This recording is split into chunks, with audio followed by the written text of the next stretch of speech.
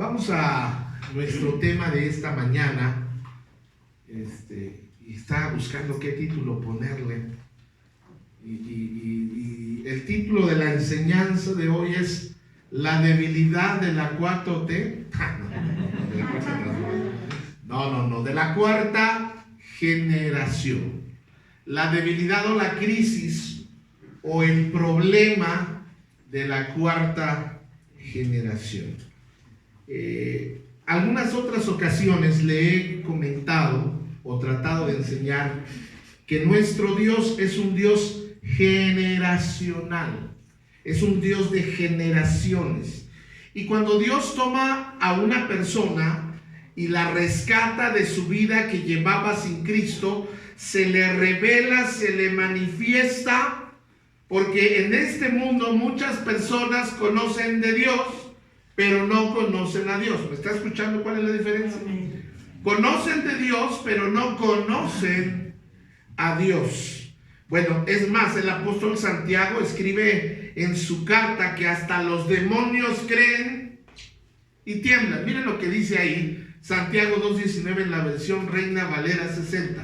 Léalo conmigo a la cuenta de dos. 1, 2. Dice, ¿tú crees que Dios es uno? Bien haces.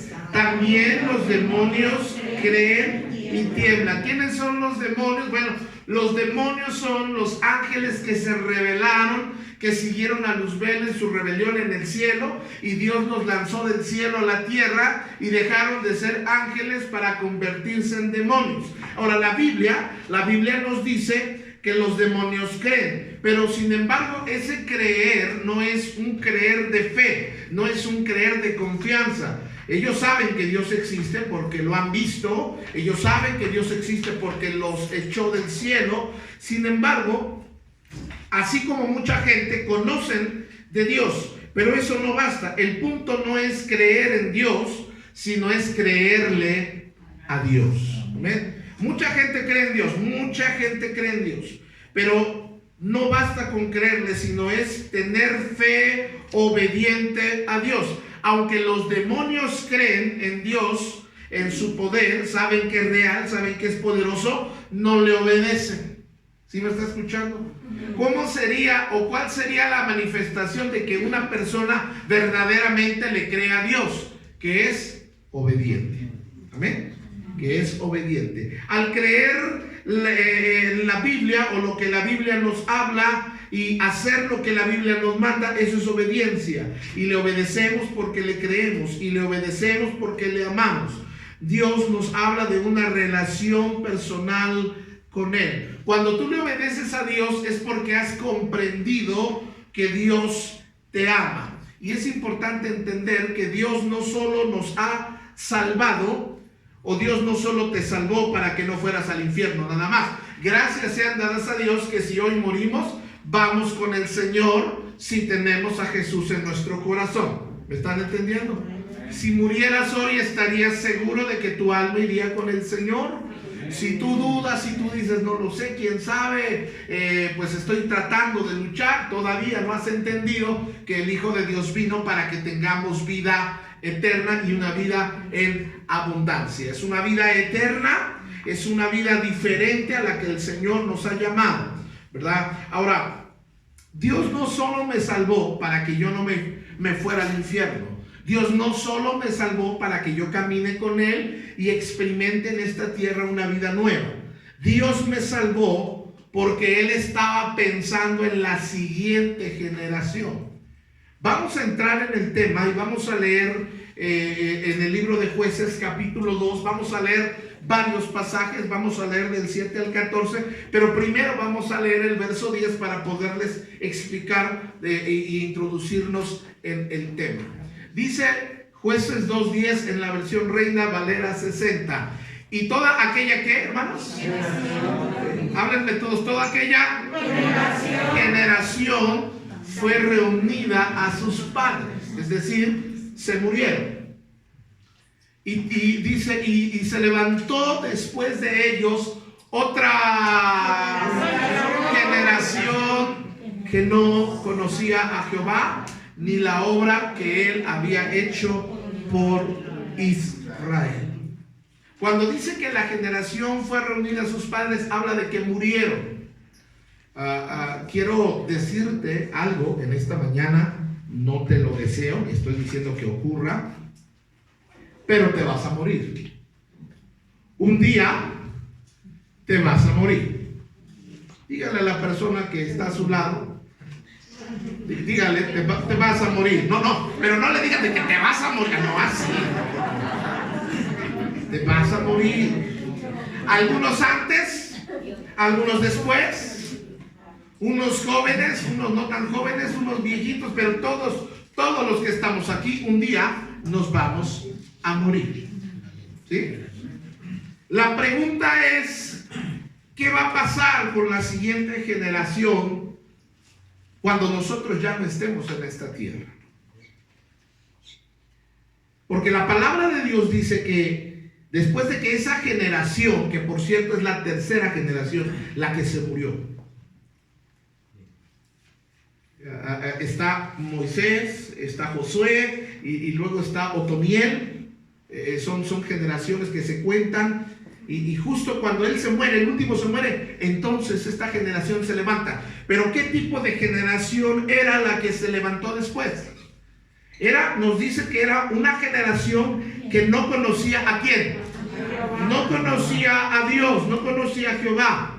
No conocía las obras que Dios había hecho con ellos. Obviamente, esta generación llegó después de la generación de sus padres. Sus padres ya no están en la tierra, sus padres ya están con el Señor. Digo, amados hermanos, yo sé que un día nos vamos a morir, pero hay una preocupación por la siguiente generación. ¿Qué caminos va a tomar? ¿Qué decisiones va a tomar la siguiente generación? ¿Qué será de la moral de la siguiente generación? ¿Qué dirección habrá de tomar la generación que nos está o que nos va a suceder después de nosotros? ¿A dónde va a llegar esa generación? ¿A dónde se dirigen nuestros hijos? Cuando estamos hablando de una generación, estamos hablando de la gente que viene atrás de nosotros.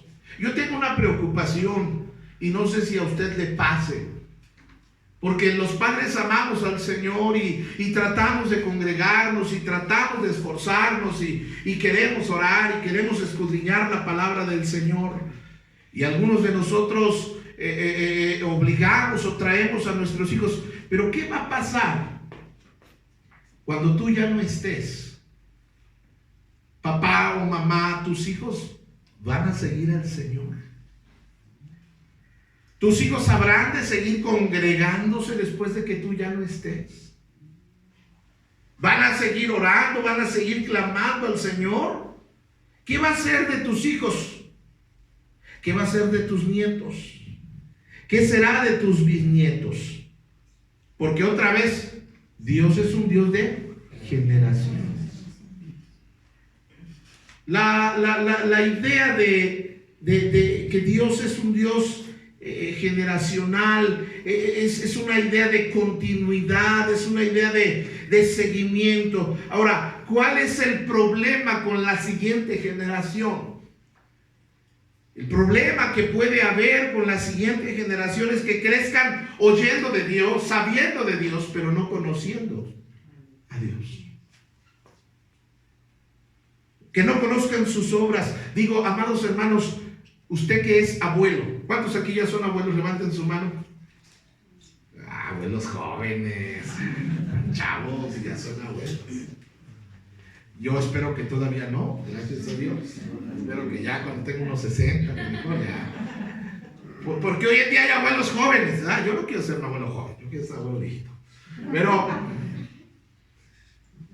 ¿cuántos de nosotros, no solo como abuelos o como padres, Dios hizo milagros en nuestra vida? ¿Alguna vez, cuántos abuelos aquí han visto un milagro de Dios en sus vidas? Levanta su mano. ¿Cuántos han recibido alguna vez un milagro de Dios en su vida? ¿Cuántos han conocido que Dios es bueno, generoso, que Dios bendice? ¿Cuántos aquí lo han conocido? Sería una tragedia que tus nietos no conocieran ese milagro, esa obra maravillosa, como Dios te extendió misericordia y viviste. Cómo Dios te sacó de un problema tan grande, cómo Dios salvó tu vida. Sería una tristeza que tus nietos, que mis nietos no conocieran a ese Dios de milagros, a ese Dios de poder. Sería una verdadera tristeza. Que no conozcan la obra redentora, que no conozcan los principios de vida, que no conozcan su poder, su amor, su gracia, sus promesas, lo que le agrada a Dios. Según el libro de los Jueces nos dice que esta generación, antes de ellos, o la generación mejor dicho que se levantó después, no conocía al Señor. La primera generación conocía a Dios, fueron testigos de las 10 plagas, el poder de Dios, cómo Dios abrió el mar. La segunda generación entró en posesión de la tierra prometida y vieron cómo Dios les dio victorias y cómo Dios les dio poder y los empoderó y les dio ciudades. La tercera generación empezó a disfrutar aquella tierra donde decía la Biblia que fluía leche y miel.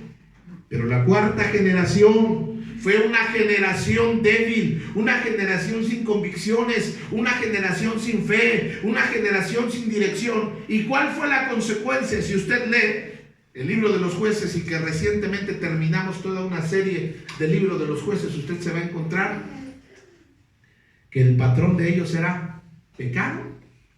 Oraban a Dios, se alejaban, se iban a adorar a otros dioses, les iba mal y así. Era una situación muy difícil. Y justo esta generación que se está levantando, que no conoce al Señor, es la cuarta generación. Hubo un problema, se dio un retroceso. La cuarta generación no conocía a Dios. Hubo una desconexión. Hubo una desconexión de Dios. Hubo una desconexión de su palabra. Hubo una desconexión de principios bíblicos, morales y espirituales en la vida de esta generación. Dios tiene un corazón generacional. Dios contempla la salvación para las generaciones.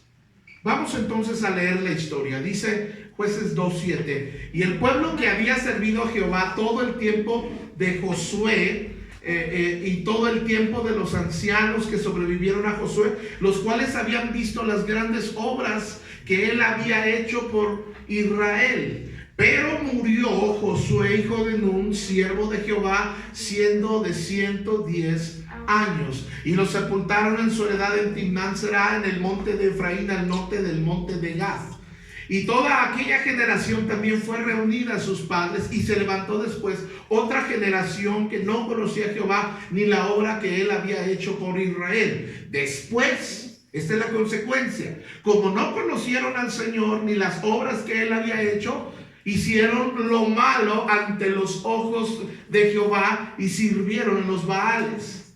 Dice el siguiente versículo: dejaron a Jehová, el Dios de sus padres, que los había sacado de la tierra de Egipto, y fueron tras otros dioses, los dioses de los pueblos que estaban a los alrededores, a los cuales adoraron y provocaron a ira a Jehová.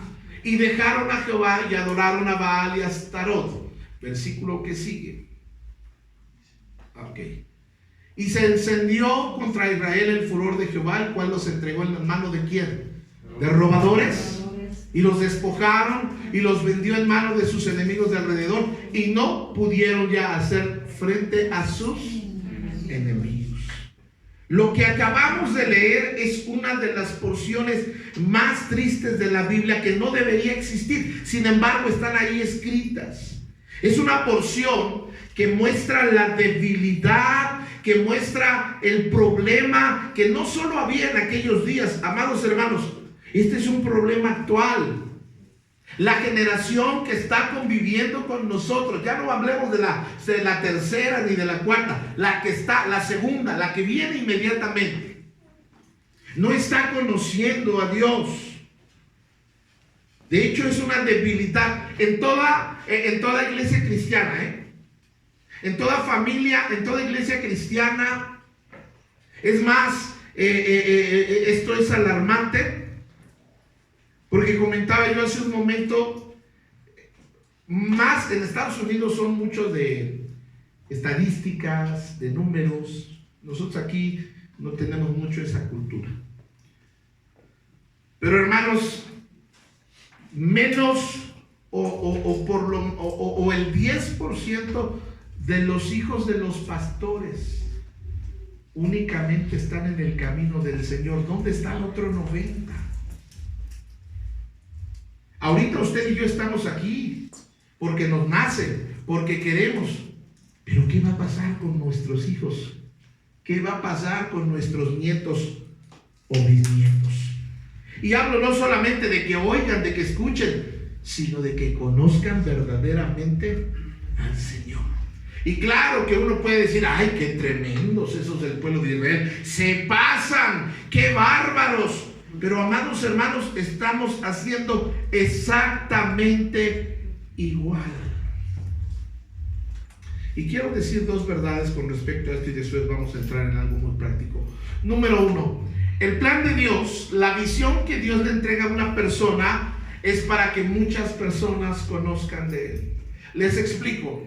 Cuando Dios nos salva, cuando Dios tiene misericordia de nosotros, en su gracia, en su bondad, nos permite ser salvos, nos abre los ojos espirituales, no solamente lo hace para salvarte a ti, el primero, el que recibió, sino lo hace pensando en que cuando tú crezcas espiritualmente puedas dar fruto y que a través de tu vida muchos puedan conocer al Señor. ¿Me está escuchando, hermanos? Dios quiere, y no solamente Dios quiere que andemos ganando almas, Dios no solamente quiere que se toquen puertas y que se invite a la gente de allá afuera. Realmente los primeros a los que tenemos que hablarles de Cristo es a la familia. Eso es lo primero, a la familia. Dios quiere que todos lo conozcan. Ahora, Dios sabe que no todos se van a salvar. Eso es una realidad. De hecho, el calvinismo enseña esto, que Dios ya tiene el plan de quién va a ser salvo y quién no. Hagas lo que tú hagas. Y eso es algo muy cómodo y muy peligroso. Hay gente que por eso no gana almas, que por eso no predica, que por eso no comparte el evangelio, porque dicen, ay, pues como Dios ya sabe quiénes se van a salvar y quiénes no, pues que Dios se encargue de eso. Sí, Dios ya sabe quién se va a salvar y quién no, pero Él nos dejó el mandato de predicarle a todas las personas. Él nos dejó la misión de transmitir, de pasar el mensaje de salvación a otras personas. Entonces, cuando Dios te salvó a ti, no nomás estaba pensando en ti, estaba pensando en tus hijos, estaba pensando en tus nietos, en tus bisnietos y en otras personas a las cuales tú vas a afectar para bien y vas a hablarles de Cristo a ellos también. ¿Sí me está entendiendo, hermanos? Fíjese lo que dice la palabra del Señor. Jesús invirtió tiempo, ¿alguien sabe cuánto tiempo invirtió en sus discípulos? ¿Cuántos años fueron? 3 años. Y les transmitió su visión, les transmitió la carga, les transmitió la gran comisión, y luego esos la compartieron a otros, y esos otros a otros, y esos otros a otros, hasta que un día llegó a los ingleses, y de los ingleses llegó a los griegos, y de los griegos nos llegó a nosotros, y ahora nosotros tenemos el evangelio, porque viene por esa razón. El evangelio nos llegó a nosotros porque alguien nos lo transmitió. Alguien nos salvó, nos habló de Cristo. O alguien aquí fue salvo, puede ser. Alguien aquí fue salvo solito leyendo su Biblia, puede ser. Pero la mayoría, alguien nos compartió el evangelio. Alguien abrió su boca, nos invitó y nos dijo, no seas necio. Y miren, algunos que éramos bien cabezones, bien rebeldes, bien religiosos, y nos estuvieron insistiendo, mira que, y entonces ahora conocemos de Cristo. Dios quiere que yo le comparta a otras personas el mensaje.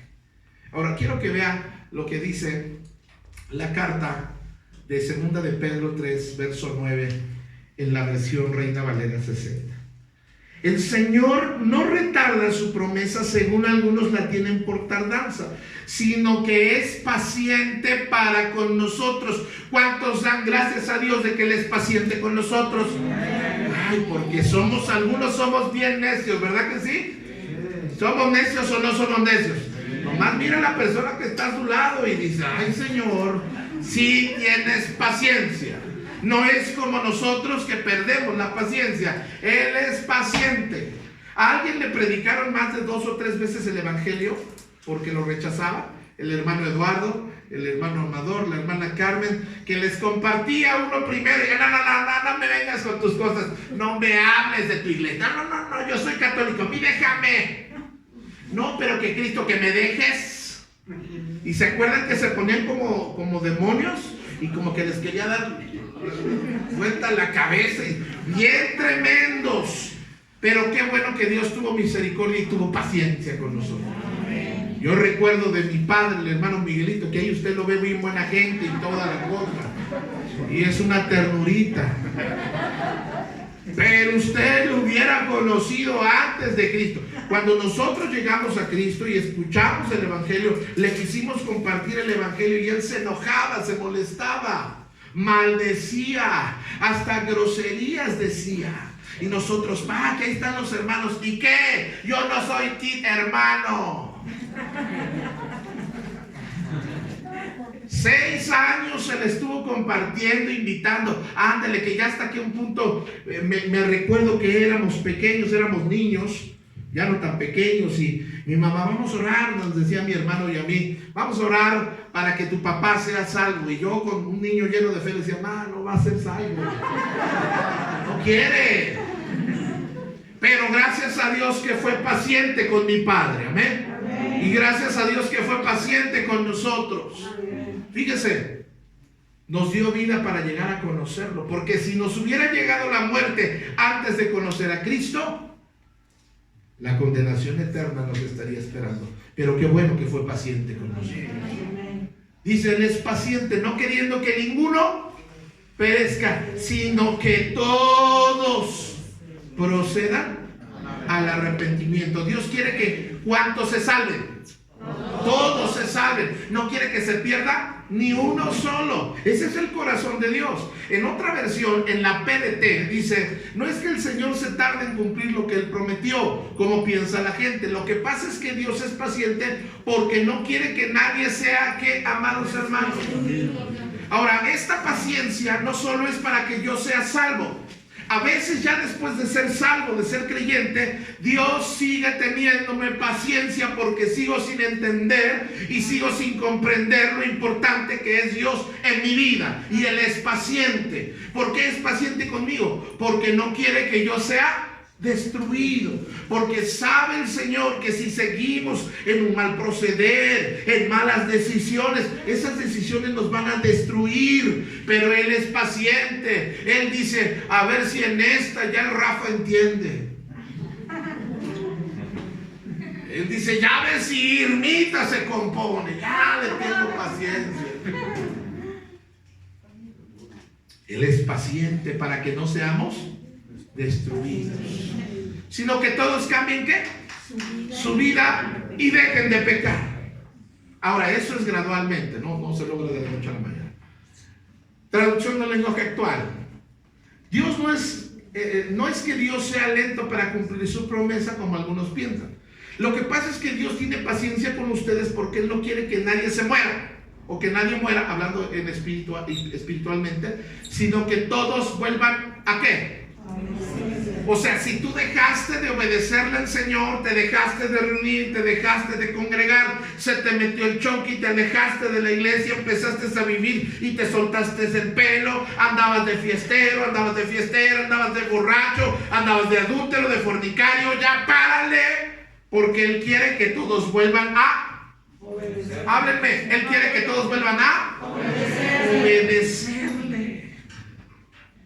Entonces el deseo de Dios, la misión de Dios y el propósito de Dios es que cuando te salva, no solo está pensando en ti, no solo está pensando en que no seas destruido en la eternidad y que tengas un eterno sufrimiento, sino que está pensando en otras personas. Aquí el problema es que nosotros no pensamos eso. O sea, pensamos, yo ya me salvé, ya voy camino al cielo, gloria a Dios. Oye, ¿y tu nuera? No, pues no, yo ya conozco al Señor. Oye, ¿y tu yerno? Pues no, que se condene, pero yo. Oye, pero los nietos, las criaturas del pantano. Ahora, fíjense, Jesús quiere que todos sean salvos, pero la comodidad, la pasividad y la indiferencia hacen que nosotros no compartamos el evangelio. Y el problema no es que solo compartas el evangelio, el problema es que no vives el evangelio. Tenemos un problema muy grande. Normalmente la familia que vive con nosotros no quiere creer el evangelio. ¿Sabes por qué? Porque no ve cambios en nosotros. ¿Sí me están escuchando? Ya se apagó el sonido. No ven cambios en nosotros. Siguen viendo que somos envidiosos, chismosos, siguen viendo que somos bien pleiteros, siguen viendo que somos bien mentirosos, siguen viendo nuestro... Y nosotros, ay no, pero cree en Cristo. Mira, Cristo te va a cambiar. Y el que no más, el que está tratando de escuchar el evangelio dice, ¿por qué no te he cambiado a ti? ¿Sí me están escuchando? Tenemos que dejar que Cristo nos cambie. Ahora, Dios está pensando en usar tu vida para que ganes a tu familia. Invita a tu familia. Insístele. Pastor, es que, bueno, insístele con modo. Invítalos. Ahora, porque pecado no es solo pecar, sino es desobedecer.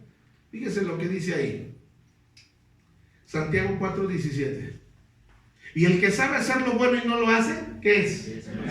Pecado, hermanos. Y eso se llama indiferencia, eso se llama negligencia por nuestra indolencia, porque no estamos siendo instrumentos para que Dios salve a otros. Quiero decirte en esta mañana, que te quede bien grabado, eres instrumento para que otros se salven, o serás el instrumento para que otros se pierdan. Tú decides. Pero Dios te quiere usar para que otros se salven. Decía hace unos momentos el hermano Martín en su acción de gracias. Gracias que Dios usó al hermano para que lo trajera a este lugar. ¿Sabes que así Dios nos quiere usar? Ocúpate. Por eso estás depresivo, temeroso, afanoso. Porque no estás haciendo nada. Haz algo para el Señor. Ocúpate. En vez de preocuparte, ocúpate en el Señor. Invita a alguien a la iglesia, invita a tus sobrinos, a tus nietos, a tus hijos, invita a alguien a la iglesia. Invita a alguien a escuchar de Cristo. Compártele las predicaciones. Bueno, yo les he dicho, por cierto, hay folletos, hermanos. Si no quieres predicar a Cristo, llévate unos folletos y repártelos. Yo me conformo con que seas folletero. Pero haz algo, sirve al Señor en esto, sea un instrumento de salvación para otros, predícales a otros. Número 2, la visión. Cuando Dios se revela a una persona, es más grande que el tiempo de vida que aquel que la recibe o lo que recibe. Les voy a explicar de qué estoy hablando. Dios tiene un propósito para mi vida, Dios tiene un propósito para tu vida. Pero ese propósito para tu vida no solamente es para tu vida, sino es un propósito que debe trascender. Por ejemplo, actualmente, pues estamos aquí en la iglesia, pero sabes que Dios puso en mi corazón cuando iniciamos esta iglesia, que fuera una iglesia en la que se predicaran principios bíblicos que transforman vidas, que cambian vidas. Entonces mi propósito, el propósito que Dios me dio a mí, Mauricio, es, Mauricio, quiero que empieces una iglesia con la que compartas mi palabra y que mi palabra pueda transformar, pueda cambiar la vida de los que asisten a la congregación. Ahora, yo no soy eterno. Yo un día me voy a morir. No díganme. Ahora aquellos que dicen, no hombre, cuando yo me muera no lloren. No, a mí sí llórenme. Hagan show, maroma y teatro, ¿verdad? De que me morí. Lamentenme que me morí, ¿verdad? Pero esta iglesia no, si yo me muero o si yo me voy, esta iglesia no se acaba porque yo me fui o porque yo me morí. Porque el propósito que Dios tiene es un propósito que, aunque yo no lo vea, quien esté después de mí va a continuar con eso. ¿Quién será? Yo no sé. Yo quisiera que fuera mi hijo, pero si a él no le gusta esto, si a él le gusta más el crimen organizado, ¿qué le voy a hacer?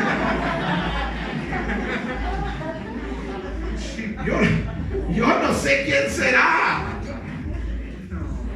Pero la verdad de las cosas es que el propósito de Dios para nuestra vida va más allá de mi vida, de mi tiempo en esta tierra.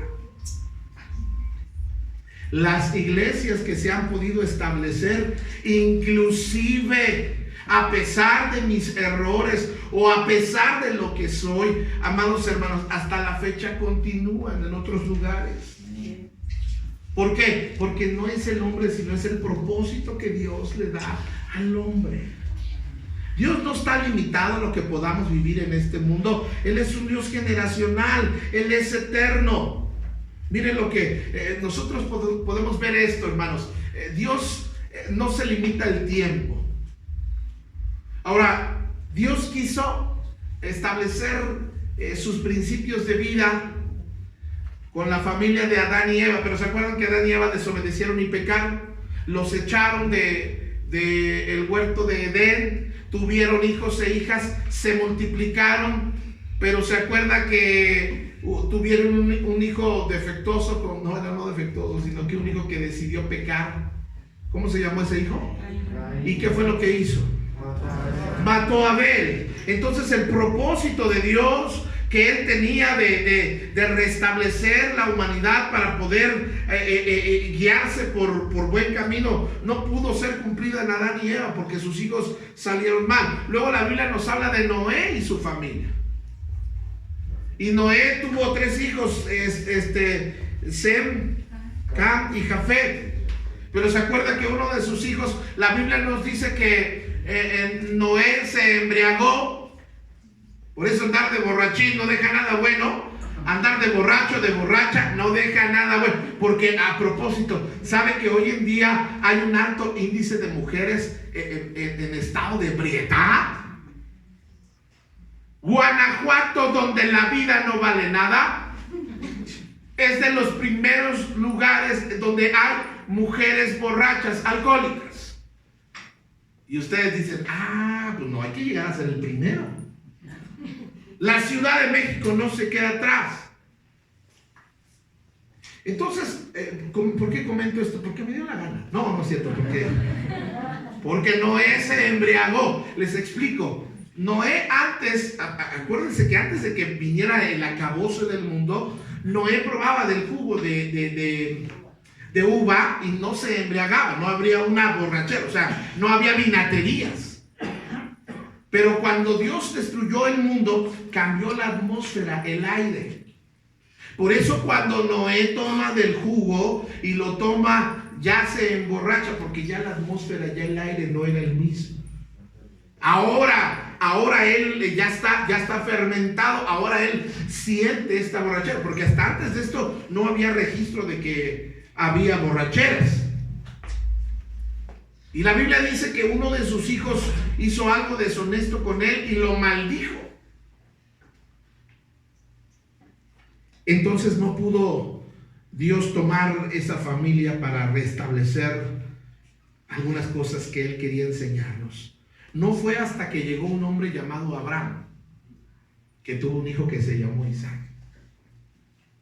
Y Dios vio una buena actitud, un buen corazón en este padre. Fíjense lo que dice la Biblia en Génesis 18, 19, hablando de Abraham. Pero yo sé que mandará a quién. ¿Mandará a quién? Háblenme, ¿mandará a quién? No, los hijos mandan, los hijos no mandan. Bueno, probando. Los hijos no mandan, los padres mandamos. Ay, gracias por su honor. Algunos padres. Dice ahí, yo sé que mandará a sus hijos. ¿Sabes cuál es la tragedia? Que hoy los hijos mandan a los padres. Que hoy los hijos les dicen qué hacer a los padres. Que hoy los hijos cuestionan a los padres. Que hoy los hijos critican a los padres. Nadie tuvo padres perfectos. Solo Jesús tuvo un padre perfecto.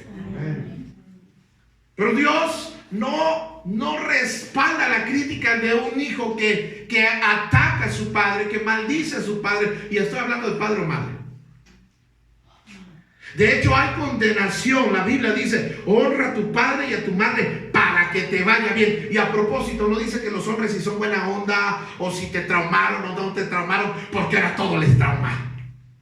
Esta generación es una generación y es muy sensible, muy débil. ¿Qué me traumaron?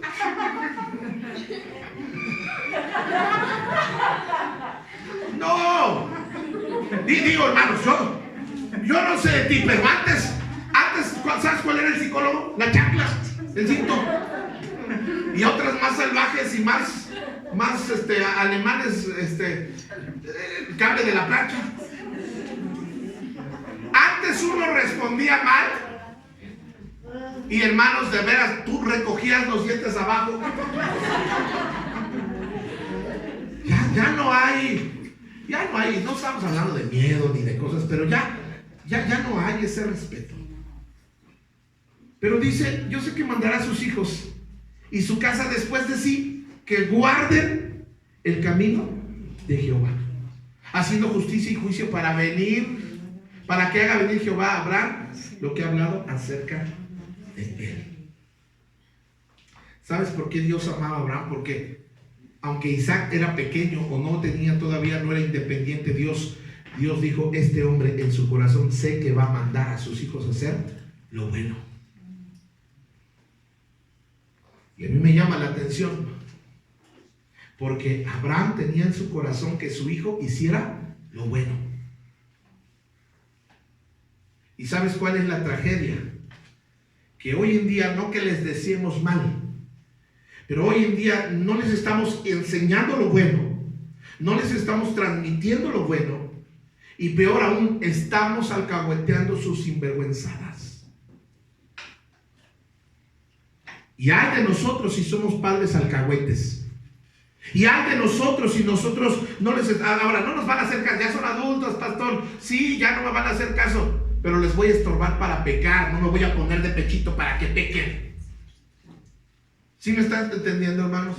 Otra vez lo vuelvo a mencionar, amados hermanos. La casa se respeta, el hogar se respeta, porque es sagrado. Porque, no, pero tú fuiste un borrachote briago, entonces yo fui, y a usted se calla, esta es la casa. Lo que hice, lo hice en ignorancia, no conocía del Señor, ahora conozco del Señor, y aquí en la casa no vamos a andar de briagos. Porque eso no le agrada al Señor. Nada de que, pues yo prefiero que tome aquí en vez de que ande en la calle. ¡No! Que se drogue aquí en vez de que se drogue en la calle. ¡No! Pues que traiga aquí a sus novias en vez de que pague hotel. ¡No! ¿Sí me están escuchando, hermanos? Digo, amados hermanos, la verdad es que algo nos está faltando. El problema de la generación, de la tercera generación, ellos amaban a Dios, ellos servían a Dios, ellos oraban a Dios, pero ¿sabes en qué les falló? Que no tuvieron la firmeza de transmitir eso a la cuarta generación. Por eso la cuarta generación se levantó e hizo como quería y no conocían al Señor, y echaron a perder su vida, y eso les trajo consecuencias. Estamos a veces tolerando la fornicación, tolerando que nosotras a veces hasta sabemos que tienen relaciones. Ay, hijo, cuídate. No, cuídate. No, mijo, aguántese y hasta que se case. ¿Quién me estaba entendiendo, hermanos? No, que era un mensaje de amor. ¿Quién dijo? No, pero yo les digo esto, hermanos. Ahora, usted lo puede tomar o lo puede rechazar. Pero otra vez lo que le estoy diciendo está en la palabra del Señor. Y el día de mañana que tus hijos echen a perder su vida como algunos ya la echaron a perder, no te preguntes por qué. Porque estamos formando parte de ese mal. Dios se agradó de Abraham porque dijo: yo sé que Él les va a mandar a hacer lo bueno. Yo sé que ese Abraham no los va a incitar a lo malo. Yo sé que Abraham nos va a motivar a algo bueno, a seguirme a mí. Abraham transmitió su fe y abrazó el deseo de Dios. Dios se reveló a Moisés en la salsa que hervía y no se consumía, ¿se acuerdan? Y Dios le dijo: yo soy el Dios de ¿quién? De tu padre, Dios de Abraham, Dios de Isaac y Dios de Jacob. Porque Dios es un Dios generacional. Dios trabaja a través de las generaciones. Ok, yo antes no conocía al Señor, era un ignorante de las cosas del Señor. Pero ahora conozco las cosas del Señor. Porque algo que nuestros hijitos amados y todos, en algún momento de nuestra vida van a hacer es que nos van a reprochar nuestros errores del pasado. ¿Les quieres dar un buen consejo? Ay, pero si tú... Pues es que yo antes no conocía del Señor. No tuve un papá que me instruyera en el camino de la fe. No tuve una mamá que me diera buenos consejos en el camino de la fe. Pero ahora sí conozco. Y yo quiero tu bien. Y el problema es que a veces nuestros hijos no ven el bien que les queremos hacer. Nos ven como el mala onda, ¿sí o no? No quiere que me goce, no quiere que sea feliz, amargada. Pero no es eso. Queremos que seas feliz, pero queremos que seas feliz en Dios. Amén. Ahora, Dios se revela a través de las generaciones. Fíjense lo que dijo Jesús, ¿verdad? Yo soy el Dios de Abraham y el de Isaac y el Dios de Jacob. Dios trabaja a través de nuestras generaciones. ¿Sabes qué sería una verdadera tristeza? Yo soy creyente, yo soy cristiano. Yo le transmito mi fe a Enoch. Enoch, cuando se case y tenga sus hijos, él va a tener que transmitir lo que yo le transmití, pero también va a ser responsabilidad de él cuando sea adulto. Ya que una persona es adulta, es su responsabilidad. Pero algo que va a ser muy triste es que imagínense que sus hijos de Enoch, que uno de ellos le dijera: bueno, papá, yo me voy a casar con una católica. Y no porque tengamos nada en contra de los católicos, pero por ejemplo nosotros tenemos nuestra fe. Nosotros no nos arrodillamos ante los ídolos, ante las imágenes. Y en el momento que alguien se casa en la iglesia católica, ¿se acuerdan? Se arrodillan, les dan la hostia. Nosotros no tomamos la hostia, nosotros tomamos la cena del Señor. Y entonces imagínate que mi nieto, que tuvo un abuelo pastor, que tuvo un bisabuelo, una bisabuela creyente que enseñaban a la gente la Biblia, y qué tristeza sería que mi nieto o mi nieta se casara así, y que todo lo que sus abuelos, sus padres y su padre creyó fuera echado a un lado. ¿Por qué razón? Porque no se transmitió correctamente la fe. Y ustedes podrán decir: ¿y qué tiene de malo, pastor? Pues el amor es el amor. Y el problema es que al rato, ¿qué? ¿Van a bautizar a la criatura? Nosotros no bautizamos niños. Y no los bautizamos porque la Biblia dice que no se bautizan bebés. Y al rato va a querer hacer su primera comunión. Nosotros no tenemos primera comunión. Nosotros presentamos a los niños a la congregación y los presentamos delante de Dios. Y es un montón de problemas. ¿Que al rato se va a encomendar a San Judas Tadeo? ¿Quién va a ganar? Y luego si sus otros bisabuelos eran de esos esotéricos de vibras, de chakras, pues cuélgale cuélgale aquello. ¿Sí me están entendiendo? O sea, esto es serio. Se nos hace muy fácil. Pues el amor no tiene religión. No se trata de religión, se trata de creencia en Dios, bíblicamente. ¿Qué le vamos a decir? ¿Qué fe van a tener? Moisés tuvo a un Josué. Ahora, Dios le dijo cuando lo llama a Moisés, le dice: mira, Moisés, yo quiero que tú saques a mi pueblo y lo lleves a la tierra donde fluye leche y miel. Lo liberes y lo lleves a la tierra donde fluye leche y miel. ¿Moisés hizo eso, hermanos? Háblenme ustedes que conocen la Biblia, los dos que conocen la Biblia. ¿Moisés logró introducir al pueblo? ¿Hasta dónde alcanzó a hacer Moisés? Los liberó y los atravesó en el desierto. Nomás hasta ahí llegó. No pudo más. Hasta ahí le alcanzó la vida, el tiempo y el esfuerzo. Pero hubo un Josué que era el que lo seguía, que también era su Dios, que le dio la fuerza, la victoria, la inteligencia, la estrategia militar para entrar, conquistar y poseer y repartir la tierra prometida. Hubo un Elías y un Eliseo. Le agarró la depre a Elías y se metió en una cueva. ¿Se acuerdan de la historia?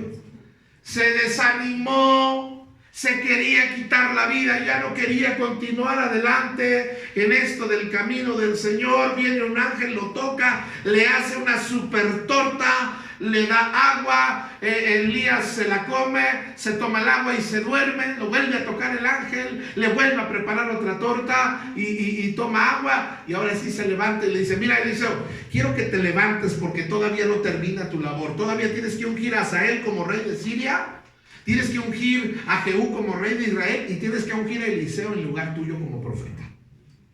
Pero la Biblia dice que el tiempo no le alcanzó para eso. Lo único que hizo fue ungir a Eliseo en lugar suyo como un profeta. Y Eliseo fue el que ungió a Hazael y a Jehú como rey. Jesús y sus apóstoles. Jesús les encomendó, él vino para predicar el evangelio, pero dejó una tarea que era llevar el evangelio a todas las naciones. ¿Jesús llevó el evangelio a todas las naciones? No, Jesús nada más llevó el evangelio a Jerusalén, a Israel. ¿Quiénes fueron los encargados de llevar el evangelio a otras naciones? Los apóstoles fueron los que continuaron la obra. Jesús vino con la misión, la visión, el propósito, le estableció, pero quienes la llevaron a cabo fueron los que siguieron después de que él se fue al cielo. Pablo y todos los que él entrenó. Entre esos estuvo Tito, Timoteo, Aquila, Priscila, Marcos. Pablo abrió el evangelio a dos continentes con el evangelio, pero fueron sus discípulos, los que le continuaron, los que llevaron el evangelio a otros lugares. Casi estoy terminando. Hermano, me apoya con el teclado, por favor. Ahora, no más eso de que estoy terminando, no te creas tanto. Pero la debilidad de la cuarta generación está establecida en el decálogo de los 10 mandamientos. Nos dice cuál es el error dentro de los 10 mandamientos que nos falló o que nos está fallando, y que con la ayuda del Señor ya no nos va a fallar. Fíjense lo que dice Éxodo 25. Está hablando de las imágenes. No te inclinarás a ellas, ni las honrarás, porque yo soy Jehová tu Dios, fuerte, celoso. Y luego note esto: que visito la maldad de los padres. ¿Sobre quién? ¿Ves? A veces yo he hecho cosas malas como padre sin pensar en las consecuencias que esto va a traer sobre la vida de mis hijos. No le damos la seriedad a esto. ¿Qué puede pasar si yo soy el que me emborracho? ¿Qué le puede pasar a mis hijos? Y yo hago esto, yo hago aquello. Si yo soy el que lo hago. Pero dice que visita la maldad de los padres sobre los hijos hasta la tercera y la ¿qué? Y la cuarta generación de los que me aborrecen. En una versión más nueva dice: no te inclines ante ellos ni les rindas culto, porque yo soy el Señor tu Dios, soy celoso, quien no tolerará que entregues tu corazón a otros dioses, extendiendo los pecados de los padres sobre los hijos. A mí me llama la atención cómo es que los patrones se repiten. Es increíble. El padre alcohólico, el hijo alcohólico y el nieto alcohólico. Hay algo en nuestros genes espirituales que se repite. Hay algo que yo no logro comprenderlo al 100%, pero hay situaciones en mi vida que fueron malas, que es muy posible que mis hijos tengan la tendencia a repetirlas. Ahora, cuando los padres no tenemos la visión divina, no tenemos el enfoque en Dios totalmente. Y te voy a decir una cosa: los padres somos responsables, los abuelos somos responsables. El problema es que ni como padre ni como abuelo estoy reaccionando correctamente. Vengo a la iglesia. Miren, venir a la iglesia no es nada más venir. Yo le estoy dando mi tiempo al Señor. Yo me estoy comprometiendo con el Señor. Yo debo estar sirviendo al Señor. Si tú nada más vienes a la iglesia, asistes, te sientas y escuchas, estás haciendo bien, estás haciendo una parte, congregarte. Pero si no estás haciendo nada más que eso, no estás sirviendo al Señor. Estás congregándote, pero no estás sirviendo al Señor. ¿Sabes que servir al Señor trae bendiciones a mi vida? Digo, hermanos, la verdad es que algunos han ido como cangrejos. Nada más vienen el domingo en la mañana, ya no vienen el miércoles en la tarde, ya no vienen el domingo en la tarde.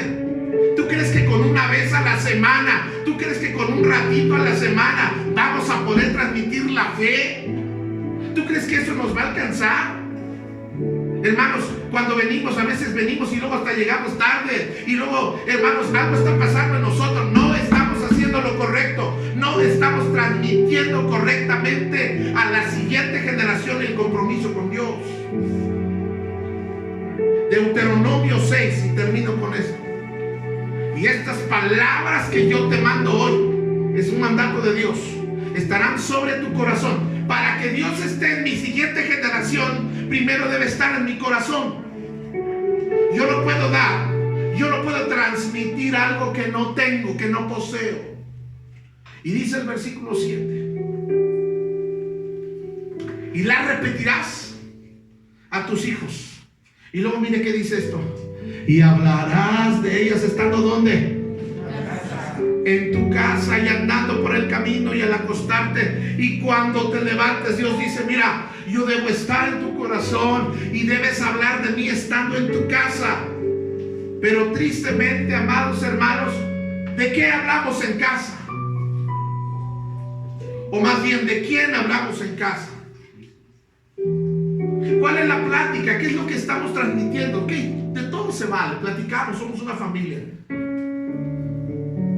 Pero debe morar la palabra de Dios en nuestra casa. Debe hablarse de Dios en nuestra casa. ¿De qué hablamos?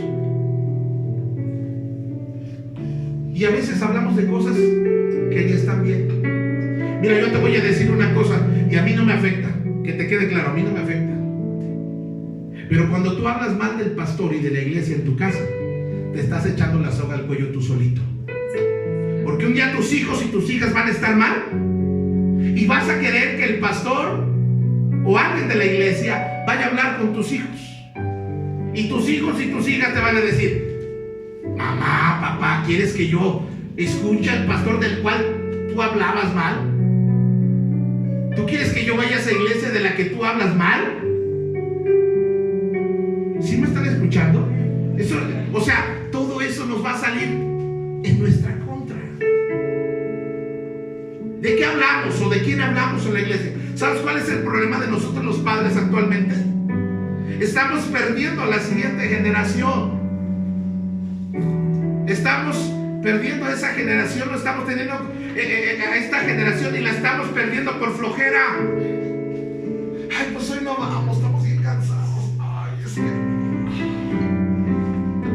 Mira, la flojera va a hacer que perdamos a la siguiente generación. El estar viendo tanta televisión, el estar en el celular tanto tiempo. Ese es tiempo familiar. ¿Cómo te fue en el día? Bien. ¿Cómo estás? También. Oye, ¿hueles mal? Sí. O sea, ya no hay concentración en lo que hablamos, ¿verdad? Los celulares, las redes sociales nos han distraído tanto tiempo. Yo te voy a decir una cosa, los amigos de Facebook no son reales. Mucha gente pasa horas en esto. Si no es tu caso, gloria a Dios, qué bueno. Pero hay gente que pasa horas en esto. Y que el celular, el Facebook y las redes sociales los han desconectado de la generación. Estamos distraídos y estamos pensando entre nosotros. Fíjense, estoy pensando en, no, yo no funciono aquí, mejor me voy a ir. Y que estamos tan concentrados en nuestros problemas de adultos, de padres, que estamos perdiendo la siguiente generación. Estamos embobados en una relación y descuidando la siguiente generación. Algunos en trabajo excesivo. Yo no digo que no hay que trabajar, pero demasiado trabajo que te robe el tiempo con la siguiente generación. Algo está mal en nosotros, hermanos. Y si yo te predico y si yo te digo esto, no es porque te quiero hacer enojar, no es porque quiero que te molestes conmigo. Miren, yo les voy a decir una cosa. La iglesia, ya después de esta pandemia, ya no vamos a ser los mismos. De hecho, hay quienes ya no están porque el Señor se los llevó. Esa es otra cosa. Hay quienes ya no están porque no estaban bien con Dios y se fueron. Hay quienes van a regresar, hay quienes ya no van a regresar. Ahora, yo no quiero que la gente se vaya, pero si alguien se quiere ir, que se vaya. Porque aquí lo que estamos interesados es en gente que quiera seguir al Señor. Fallamos, todos fallamos, nos equivocamos, pero es corregir, es aceptar y continuar. ¿Y sabes cuál es el problema? Que esta generación, que nosotros como esta generación estamos distraídos, estamos en otras cosas y no estamos conectados con Dios. Yo me pregunto, y termino con esto, ¿qué va a pasar con nuestra siguiente generación? ¿O qué va a pasar con tus nietos? Tú conoces a tus hijos, tú conoces a tus hijas. ¿Van a continuar? De entrada, nuestros hijos no van a continuar, ni van a amar al Señor, ni van a seguir al Señor si nosotros somos tibios, si nosotros somos ocasionales. Tenemos que ser personas de compromiso. Nosotros ya hemos vivido, nos equivocamos, tal vez nos fue mal, tal vez fracasamos como esposos, fracasamos como en muchas áreas, pero yo no quiero que mi siguiente generación se equivoque como yo me equivoqué, ni sufra lo que yo sufrí, ni la riegue como yo la regué, porque yo la regué y yo sé cómo duele, y yo sé cómo arde, y yo sé cómo hay consecuencias. No quiero que le pase lo mismo a la siguiente generación. Y para que mi generación que viene pueda ser diferente, yo tengo que agarrarme del Señor, pero agarrarme en serio del Señor. Por eso le animo, papá, mamá, abuelo, abuela, agárrese bien del Señor. O eres frío o caliente, porque no podemos ser tibios en eso. Quiero invitarle a que cierre sus ojos un momento y vamos a meditar. Vamos a meditar un momentito, ya casi nos vamos a casa.